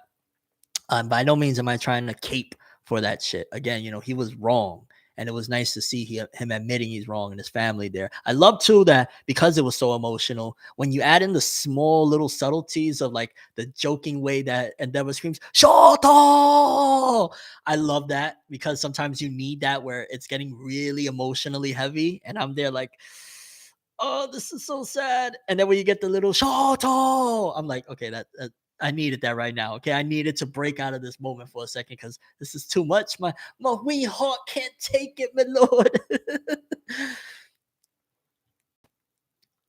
Last Life. I'm glad you've been enjoying them. I'm having a pretty damn good time. Like it's so refreshing to talk about anime and manga in real time with y'all instead of just like record it quietly by myself and then I hand it off to an editor or I edit it myself and then throw it on and then see comments after the fact. It's nice to get a dialogue back and forth. Ronnie Williams, usual anime daddy issues, probably. I mean, I would give benefit of that with Horikoshi, and we've seen some of it in the manga, but again, this is anime only, and has it been adapted in the anime yet? But we've seen a little bit, but I feel like, yeah, you could see that Endeavor, he went through something there to feel like he's not good enough, and that's why he always felt like, even if he had to use his kids to get over the finish line of beating All Might, he went that route, and it kind of also was a lesson of, again, he did all of those things or whatever, and it's like he didn't appreciate the journey to any of that stuff. Because imagine if Endeavor was just not mad all the time and screaming all the time and being, I don't want to say evil, but just being a piece of shit to his kids, whatever. Imagine if he would have did and led with love with his family to trying to be All Might. Imagine if they did it as a unit and he was like, yo, I know we did this arranged marriage thing. Imagine he would have came to his senses sooner. Like, yeah, I know we did this arranged marriage thing, but I really want to love you. I really want you to be mine. Let's do this together. Let's be All Might as a family. Maybe they might not have beat him, but at the very least, he would have appreciated the journey, opposed to going through it the way he went through it, scarring his family, thinking his son Toya was dead, creating Dabi, so to speak, and then only getting this pyrrhic victory of, well, shit, I'm number one now, but at what cost? My family freaking hates me, and here we are. So it's been an amazing ride, to say the least, with Endeavor's character development for him to get to the point where he's at. And seeing his wife show up at the hospital was a very beautiful scene as well. And that was really dope to just in general get a lot more of that side of Endeavor and really take it full circle. By the way, thank you to everybody, the new people coming into the stream. We're talking some My Hero Academia right now. If you would hit that like button just to, spice up the algorithms and help your boy out, I would greatly appreciate it. Just takes 2 seconds. Hit the like. Appreciate it. But yeah, I ain't gonna lie, that those episodes were already really dope. So again, when people are bashing this arc and stuff like that because of the color of the sky or whatever, I'm like, but what about Endeavor? What about the whole saga of the Todoroki family? Or what about Hawks' backstory? Or what about some of the really cool moments of the war of Deku and Shigaraki and stuff like that? None of that, you know what I'm saying? Like, I feel like people are unfair with My Hero. And then you get to this latest episode where, again, people are pissed off at Deku or not Deku, but the anime having not the grayscale messed up look that people envisioned. It could very well just be that scene in particular is going to look like that. Maybe it's one of those things during the day. And also at the same time, they're probably trying to balance out because, bro, this is real heavy stuff. I know we're vets and we're seasoned to this shit. We went through the fourth grade Shinobi War. We went through Marine 4. We went through a lot of stuff. But you got to remember, they're trying to balance out that because My Hero Academia does have a very wide demographic. and they're trying to keep it where, yo, it's getting really emotional, really serious. Like we have real world domestic dispute, domestic situations that we were just covering in the past couple episodes. The world is in absolute chaos, or Japan is in absolute chaos and destroyed because the villains basically had their way. They're trying to balance it out with, okay, it's really, really messed up. So at the very least, let's make it like somewhat not as dark as the situation already is, because we know, I mean, if you're watching, you know the situation is mad dark, bro. Everything is all in chaos or whatever. How do we balance this out? Well, at least let's, like, make the tones the way it is. Again, maybe I'm often thinking that way. Maybe, it should reflect on the out, what's in the end, whatnot. But it might still. And again, I also feel like we're comparing the visuals of an opening to this. Hello, have you ever watched any openings of any anime, like even down to Berserk 2016? The openings always look a gajillion times better than the episodes, and that's not an excuse or whatever, because still it's just a color palette swap. But admittedly, that opening made this look a lot more grandiose because they also had the time and all the resources to get an opening done. So that's yeah, I don't know. My Hero gets a little bit too much hate, and I'm massively excited. I ain't falling for it. Again, you got your problems with it, understandable, but I am really hyped for this Deku solo hero arc. We got Lady Nagant that, they started introducing, and her design is sick. And just in general, it looks like we're about to have a very dope arc. And, seeing that, I believe they also released a visual poster of Deku with like the predecessors for One for All behind him. That looks sick. And I like that aspect as well. Again, going back into what we was talking about earlier, the whole thing of consciousness or whatever. Essentially, One for All is the, I guess, the containment of multiple consciousness and whatnot. And slowly but surely, it's like as Deku became more conscious, they were also able to develop in other aspects as well. But the way and obviously the manga, again, if you read the manga, hasn't really addressed all of it completely or whatnot, but I'm still so puzzled as to why the two predecessors are standing faced up against the wall. Like in the manga, the biggest theory was, yo, that's clearly well, for me anyway, was, yo, that's Bakugo and Kirishima. Why are they facing against the wall? But the anime shows their hair colors as totally different. So it's like, what I'm saying? Is this some sort of reincarnation? You know what I mean? And then we found out the properties too of One for All, and how it was pretty much killing a lot of people. And if you already had, it's basically like if you had talent and they gave you the talent ball, you're going to die early. But if you were talentless and they gave you the talent ball, then you could shine, you can thrive. So it's kind of an interesting aspect of like, passing the torch to somebody that they got it off of hard work and determination, and they didn't have no preset of like, yo, he's great for this, that, and the third. Here's the talent ball now. Go wild with it. So it was interesting the way they tackled, or how Horikoshi, of course, and I love that scene as well. That was very nicely done, very emotional again when we get to what you call it. I can't remember her name. The anyway, All Might's teacher, one of the predecessors of One for All. When you get to her, and what you call it, she's like talking about, her grandson, and they test Deku, because at the end of the day, the whole test is like a hero don't kill. And when she's even pushing it, like, yo, will you be able to do it? A hero don't kill. And I love that aspect of it as well. What's going on, Christian Tucker? Was good. We're talking My Hero Academia. For anybody and everybody that's new to the stream, drop that like so we can spread the love. I'd appreciate it. It takes 1 second. Boom, boom, boom. And the way they handled the One for All, singularity and all the details and whatnot, I will say it almost feels like the All Might one, like, him being there, but he's not really. It kind of feels a little like Horikoshi just wanted all of the predecessors to be present, and because he never killed off All Might, he had to find a way. And he's like, well, it's just his, aura, or it's just his will. It's like, all right. Not that because I'm past the point of thinking like, oh, he needed to die to push the character development. Sure, it would have been a dramatic response, and it would have made everybody sad and emotional or whatnot. But I feel like the answer to that wasn't really like to kill him off. The answer to that was to give him a role that is a lot more useful than Alfred. And I'm referring to Alfred from Batman. I say it, I'll say it again. He went from Superman to Alfred. And I think that that's the disconnect, where it kind of feels like, I think this upcoming arc in the anime, based on reading the manga, is going to show it in a little bit of a different light. but I still feel like All Might's role, especially before this, prior to this, hasn't really been as significant, and that's the issue. I don't think that he needed to die per se. I think he needed to be handed in a better role, other than, yo, I wrote some shit in a notebook, yo, I wrote some shit in a notebook for you, Deku. Like there could have been more. You know what I'm saying? So I guess that in that regard, when it comes to the All Might situation prior to this upcoming arc, it feels like his role could have been a little more significant or a little tailored to something else, other than once in a while he gives a little piece of advice to Deku. Maybe again, I'm off on that though. I don't know, but I feel definitely it's okay that they didn't kill him. We don't need we don't need a Jiraiya situation every time. We don't need our hearts broken every time. Why?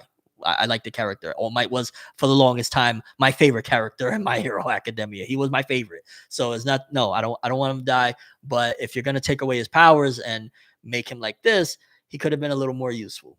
That's just my take on it. Yo, Ronnie Williams, bro. Oh my gosh. I ain't gonna lie, I'm so humbled. I swear, honest to God, I'm so humbled. Thank you so much. And we just hit 400 likes at the same time of this donation. Thank you. Faneb, way off topic, but I know you'd be looking for good real life shows to watch, like Better Call Saul and House of Dragon. Have you peeped Last of Us yet? If not, I suggest you start ASAP, and please give us a video on first 4 eps by weekend, bro. Uh, I don't know about video, but because I'm trying to do a little more live stream, but I will definitely check it out. Bro, you've been showing so much love. I'm definitely going to check out at least a couple episodes of it. And I'll talk about it in one of the next streams. I don't want to do the streams too frequent. I don't want to burn you guys out or burn myself out. But in the very next stream, I'll try and have at least watched 1 or 2 episodes of The Last of Us. And hold on real quick. I know I gave a little bit of House of Dragon, but I don't know if I'm going to continue watching House of Dragon. I'll just say that. Better Call Saul, though, that was very solid. And again, just thank you so much. Legitimately, really, really appreciate it. It helps a lot. We in some times here on YouTube's, 13 years in, and YouTube's ain't really been feeling your boy, but it's people like you that really keep it going for us over here. Thank you, honestly.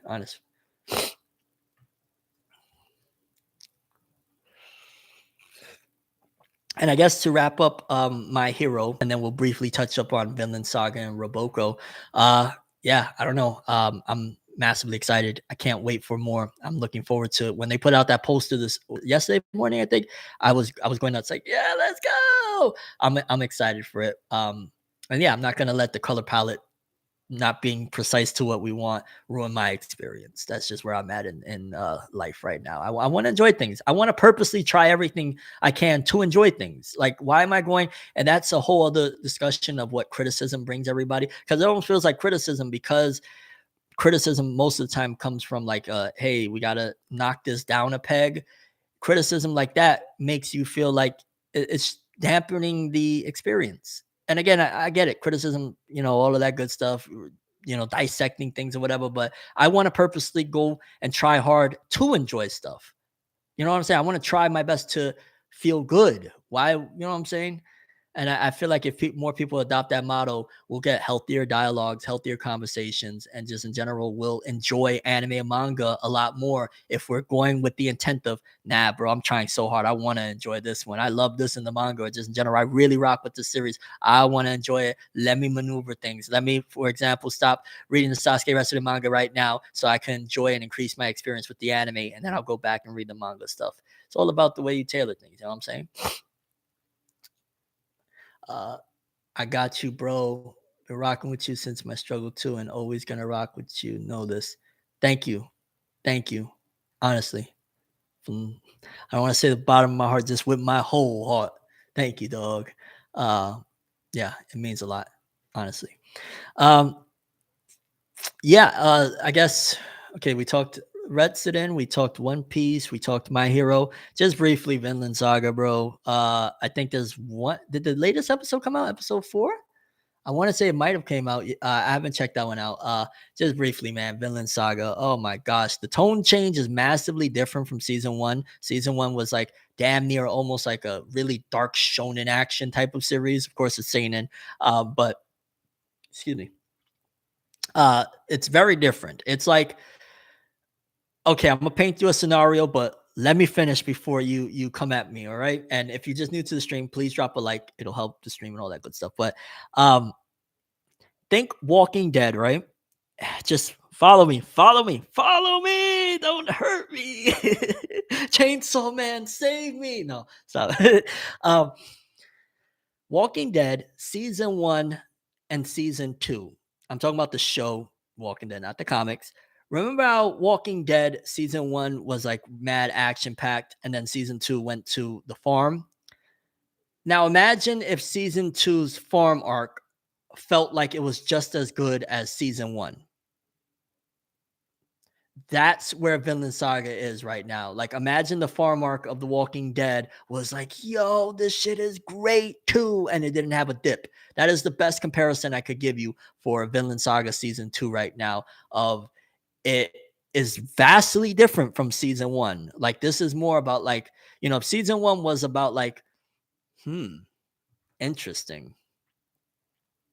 If season 1 was about being trapped, I guess you would say mentally, it's kind of like a reverse thing. If season 1 was about Thorfinn being trapped mentally by what happened to, his pops, the Troll of Jom, and, trying to get vengeance and whatnot, then season 2 is about being trapped physically because now he's, in captivity. He's enslaved, him and Ainz. So it's like, it's a very fascinating thing to see the different layers of being, stuck, so to speak. Thorfinn at any given point in season 1 could have walked away. He didn't need to go after Askeladd. He could have gone on his own journey. He didn't need to do that, but he was mentally, he couldn't stop. He kept on and kept on and kept on. He drops the dagger metaphorically and literally at the end of season 1, only to now physically he's stuck. So it's like, it's almost as if there's a certain theme underneath it all of the fight for freedom. Like, that's not really thoroughly expressed, but it's Thorfinn's fight for freedom, both mentally and physically. He overcame the mental thing. He's no longer tortured by wanting this revenge against Askeladd for what he did to his father Thors and all that stuff. But now, here we are on the farm. You know what I'm saying? But again, when I say on the farm, I'm not trying to discredit. I love Vinland Saga. It's so good. It really teaches you a lot, honestly, if you really look at it and pay attention of like making the best. Like, yo, him and Ainz are enslaved right now and they're trying their best to make the best of it. It's kind of like even going back, and I know I'm all over the place with it, but look at Killer B, dog. If you ever rewatch Naruto Killer B and his flashback of, when he got the Hachibi, everybody hated him, similar to Naruto and Gaara. They all, switched up on him, so to speak, or whatnot. And he would just keep on walking around the village, laughing, rapping, dancing. He ain't give no shits. He ain't let it bring him down. I love that. And when Ainz has to break it down in one of the previous episodes, one of the latest episodes, to Thorfinn of, yo, you're still alive. You know what I'm saying? And he was having his own internal struggle. Like, he was trying to strangle homie in his sleep until he came to and realized, yo, but he didn't really, he wasn't responsible for my family. Yes, he was a murderer and stuff like that, but he didn't kill my family. And he recognized that he's also a tortured soul in the same position, bro. He's enslaved physically now. Ainz is probably both mentally and physically enslaved, where Ainz, he wants to leave, but he's so in captivity in every facet of, he just lost it all. Like, Thorfinn lost it all a good minute ago. He's just now lost it a few years ago. I think he's been enslaved for a couple years now.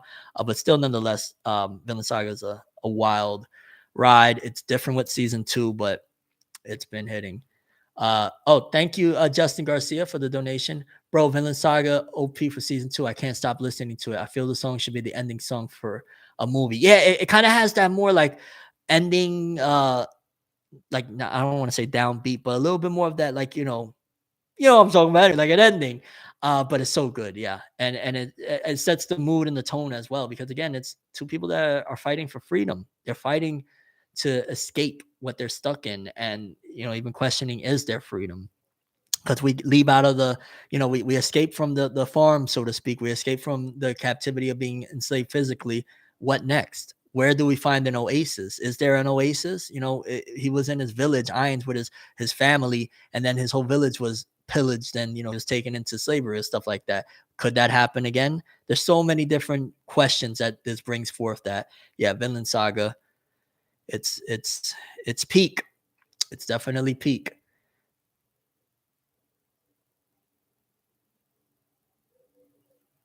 Einer. Oh my god, I'm calling him Eins. Ah, I'm a bozo right now. Einer. What the fuck am I saying? Eins. Forgive me. Oh my gosh. Einer. Yes. Peakland Saga with Eins. Yo, y'all here? Y'all don't say nothing. Y'all hearing me here like a bozo. It take a good minute. Nev, check out Ronnie's comment. Ronnie's comment? Where? From the not from the donations. I don't know. Can you send it again? Let me see. Wait. Oh, I'm rocking with Vinland Saga and Tokyo Revengers anime right now. Unpopular opinion, but anyone else watching Tokyo Revengers anime right now? Yeah, I brought it up briefly earlier. I don't think really people are rocking with Tokyo Revengers that much.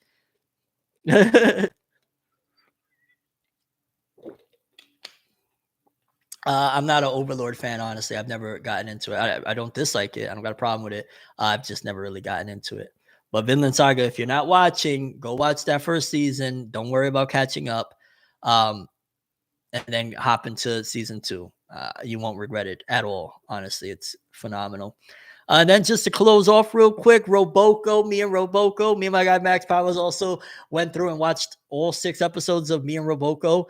They're 3-minute episodes, and I'm not even gonna lie, if you scroll through TikTok and your attention span is like that, yeah, it'll fit you right. I'm not gonna lie, like it was enjoyable, but oh my god, my mind, I felt like I'm trying to keep up with it, and it's so hard, like because there's so many references. Like, yo, 1 minute we got a reference about Nappa, next minute we got a reference about Demon Slayer, next minute we got a Jujutsu Kaisen reference, next minute we have a One Punch Man reference.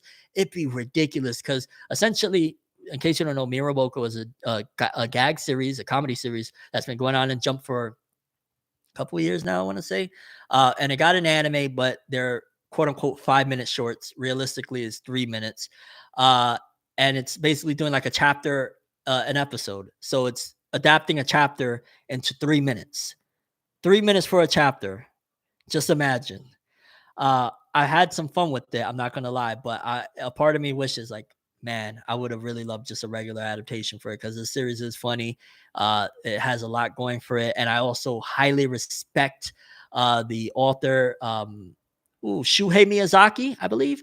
Because I feel like they're a warrior in Jump. And what I mean by that is this creator has tried any and everything to get Roboco popping. I mean, from okay, Chainsaw Man anime drops. When did it drop? What was it? October. Okay, we're gonna drop the next volume of Roboco in October, and it's going to look and parody Chainsaw Man Volume 1. Maybe we get some of those Chainsaw Man people to be like, yo, what's that? Is that Chainsaw Man? This author has tried so hard to get it lit and get it popping with Roboco and Shonen Jump. So I can't do nothing but just say I'm impressed and appreciate what this author has done. And to a certain degree, I am disappointed that, like, yo, this author is fighting their heart out trying to get it going. And yeah, I give it a 3 minutes a chapter. I'm not a fan of that. It's fun. It's enjoyable. The first 2 episodes, because I immediately recognized the material from the manga, I was really into. The other ones, it was like, it was dope. My guy Max, he appreciated it more than me, to be honest with you. Like, or he enjoyed it more. I appreciated it, and I'm just happy that Jump gave it anything because it could have gone under the radar. It could have helped. It could have got canceled. And also, I was initially, when I first heard it, not the biggest fan of the idea until my guy Max pushed me to check it out, and then I was like, oh, I really like this manga. And we get 3 minutes a chapter, and I'm like, mm, I'd be confused with it. Robastic spinning. I think Sakamoto Days is going to be the next big one. Well, let's hope Sakamoto Days doesn't have a freaking whatchamacallit, 3-minute episode adaptation, which I know it won't, because I think, again, Sakamoto Days falls in line with what I've been saying. Shonen Jump switching the vibe. It still has action in it. It's assassins, but it again goes into the motif of everything that like Spy Family represents, of, you know, that wholesome nature. Like it could get serious at any moment, but it's really based on a wholesome foundation, family friendly, all that stuff. And that's I don't even want to say gift and a curse for Sakamoto Days. It's just, it's a different twist. And I like Sakamoto Days. I'm like 20, 30 chapters into it. And from what I read, it was really fire. So I'm looking forward to the anime. Uh, Showing love from Stockton, California. Yo, shout outs to Cali, shout outs to Stockton, shout outs to Compton, shout outs to Watts, shout outs to all of Los Angeles. Uh, yeah, just shout outs to California in general. Queen Khalifa. Where can you watch it? I'll just say this: Mugiwara, get your straw hat. Arr, yeah, terrible. Do you, fam? Because it's not available. I think I don't think it's available, my lord, unless you go Kaiser Kuoni Ore wa Naru. Uh, Yeah, but Roboco, I think it's a fun little thing. If you got some time, you want to watch pretty much because there's only 6 episodes, 3 episodes a piece. It takes 18 minutes. At the very least, you might enjoy or be intrigued of like, what the hell are they trying to accomplish with this shit? Like they really like it looks like they were just trying to make some really cool YouTube shorts or TikToks based on the manga, but it does hit sometimes, and some of it did have me laughing, but I'm still gonna say I really wish it had a regular anime because the manga is really cool. And who knows, maybe it could lead to if it gets popular enough. Maybe that's the plan. Now that I think of it, maybe it was like, yo, we don't know what we could do with this. How about we do these shorts, and if it blows up, we'll go back and readapt it. Maybe that's the plan. Who knows?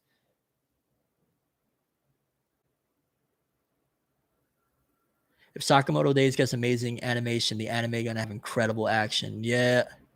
Have you read the latest Black Clover chapter? I think I did. I'm pretty sure I talked about it on the last stream, but I'm gonna have all of those segments from the previous stream uh over here like uploaded and stuff like that. So you're gonna get me talking One Piece, Black Clover, Jujutsu Kaisen, all of that good stuff.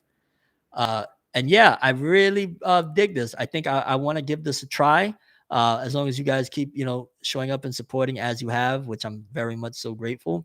We'll do Forever Fridays where I'll talk about like manga and stuff like that, and we'll do anime onlys where I'll talk about the stuff I watched in anime for the week. And this week it was nice catch up. We had One Piece, we had Sasuke Retsuden, we had My Hero Academia, we had a little Vinland Saga, and we had some me and Roboco. Thank you.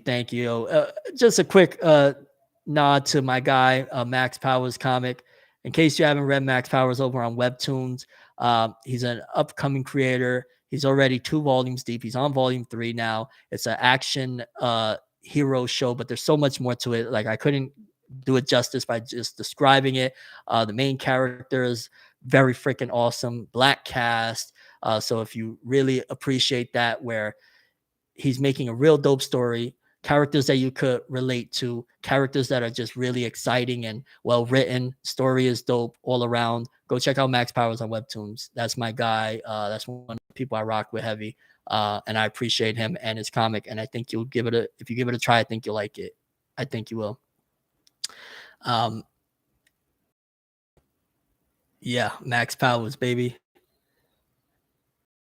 Thank you, Splatoon Fish. I'm giving it my all every day. I'm giving it my all. At the end of the day, when I close my eyes and I see my, it makes it all worth it. Of the pain and the suffering that some people have to go through to get to that next stage of where they want to be in life. You know what I'm saying? Blood, sweat, and tears ain't just a saying. But yeah, again, thank you so much. I had a lot of laughs here. This has been phenomenal. Thank you to Ronnie Williams, bro. You MVP so much. Appreciate you. And for everybody that showed up and liked the stream, let's do this again sometime, shall we? I'm ForneverWorld, and as always, people, have an awesome day. And remember the golden rule: anime, manga, and keep moving forward. Don't let anything stop you. No matter what you go through, you can make it. I'm living proof. I've been through a lot. Flipped cars and different states, almost broke my neck. All sorts of crazy shit happened to me, and I'm still here, still moving forward. 13 years strong on the platform, and it's thanks to a lot of people like you that supported me, and I don't take that for granted. Thank you. Till the next one, guys. Love you much. Peace.